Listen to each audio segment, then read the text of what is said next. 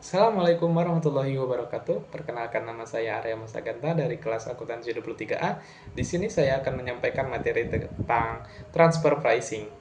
Untuk memahami transfer pricing secara mendalam, kita perlu melihat bukan sekedar sebagai teknik penentuan harga, tetapi sebagai mekanisme strategis dalam manajemen organisasi yang memiliki banyak unit atau beroperasi secara multinasional. Transfer pricing adalah proses di mana perusahaan menetapkan harga di atas barang, jasa, aset tidak berwujud, atau bahkan hak penggunaan teknologi yang dipertukarkan antar unit bisnis dalam satu grup.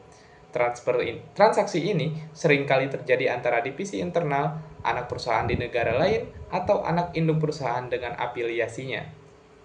Dalam praktiknya, transfer pricing digunakan untuk mencerminkan nilai ekonomis dari suatu produk atau layanan yang berpindah antar entitas.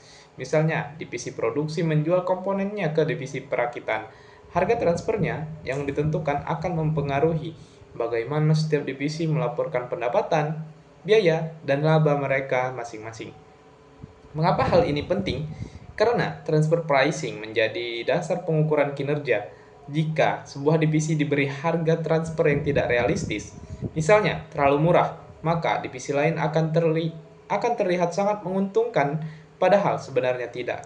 Sebaliknya, jika harga transfer yang terlalu tinggi bisa membuat divisi tertentu tampak tidak efisien atau gagal mencapai targetnya.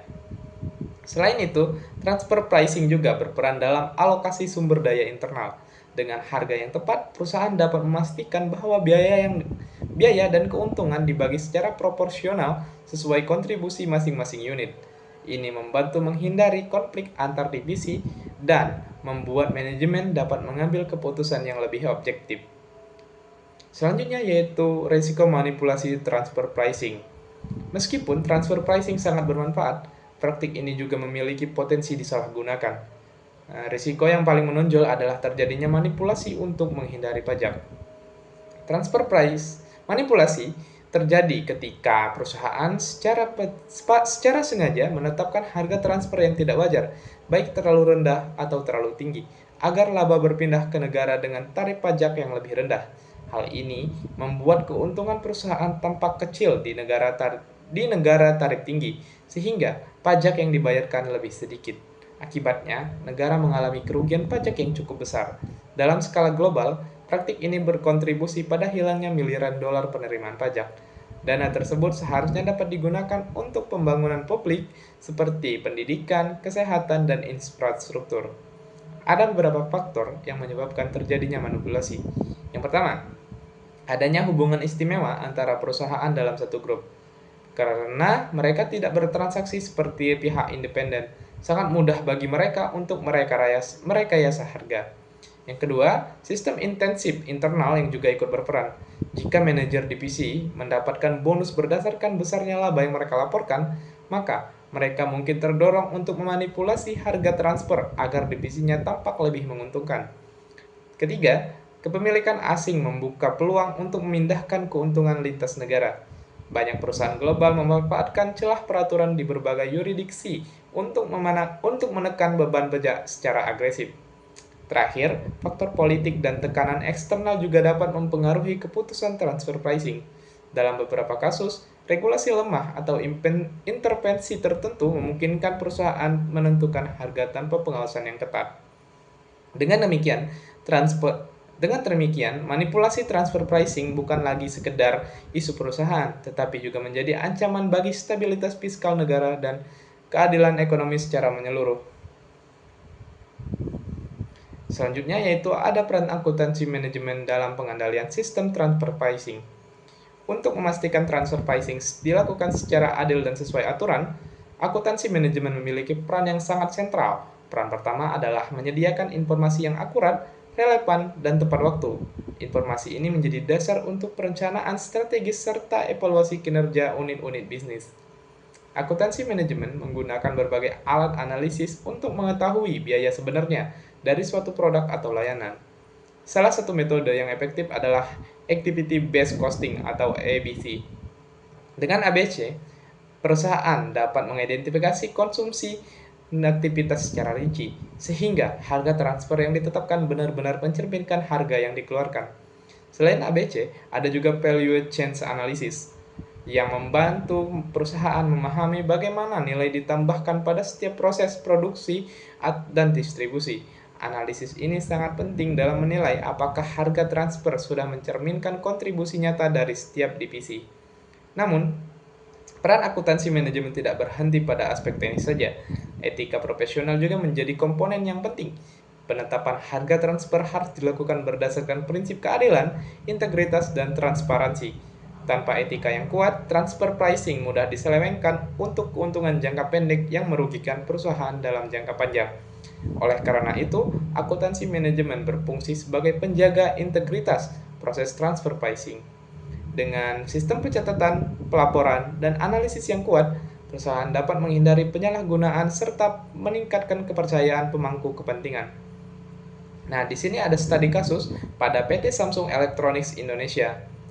Untuk melihat bagaimana pengendalian manajemen diterapkan dalam praktik nyata, mari kita lihat contoh dari PT Samsung Electronics Indonesia. Perusahaan ini merupakan salah satu entitas yang dikenal memiliki sistem manajemen yang kuat, sangat terstruktur, dan terstandarisasi secara global. Pertama, Samsung menerapkan penganggaran top-down. Artinya, kantor pusat di Korea Selatan menetapkan target strategis, standar produksi, serta alokasi sumber daya untuk setiap unit di seluruh dunia, termasuk Indonesia. Dengan metode ini, semua unit berjalan selaras dengan strategi global perusahaan. Ini sangat penting untuk memastikan konsistensi, kualitas, dan efisiensi. Kemudian, pengawasan anggaran dilakukan secara berkelanjutan. Setiap penyimpangan dari anggaran awal tidak hanya dicatat, tetapi juga dianalisis secara mendalam. Hal ini memungkinkan manajemen mengetahui apakah deviasi tersebut disebabkan oleh faktor internal seperti inefisiensi atau faktor eksternal seperti perubahan harga bahan baku.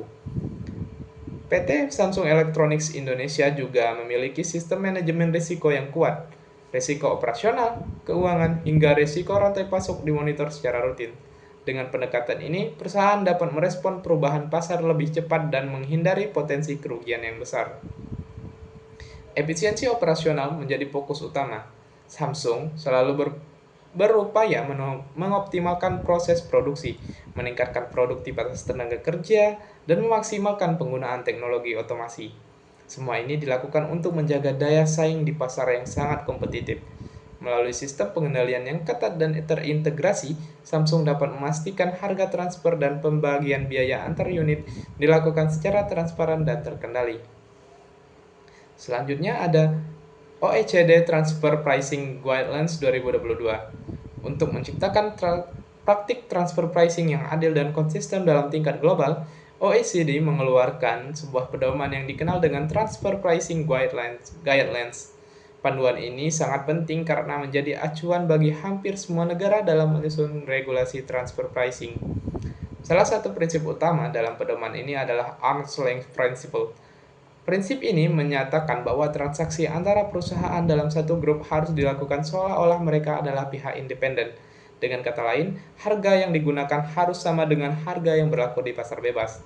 Prinsip ini sangat penting karena mencegah perusahaan menetapkan harga transfer yang tidak wajar untuk penghindaran pajak. Dengan mengikuti prinsip ini, perusahaan multinasional harus menganalisis kondisi pasar, data pembanding, dan metode penilaian yang relevan sebelum menetapkan harga antar unit bisnis. Pedoman OECD tidak hanya memberikan prinsip umum, tetapi juga menyajikan metode penentuan harga yang digunakan perusahaan, misalnya Comparable Unit Control Price atau CUP, Resale Price Method, dan Cost Plus Method. Nah, setiap metode memiliki kelebihan dan situasi penggunaan masing-masing. Selain itu, pedoman OECD membantu otoritas pajak di seluruh dunia melakukan pemeriksaan dan penegakan hukum dengan lebih efektif.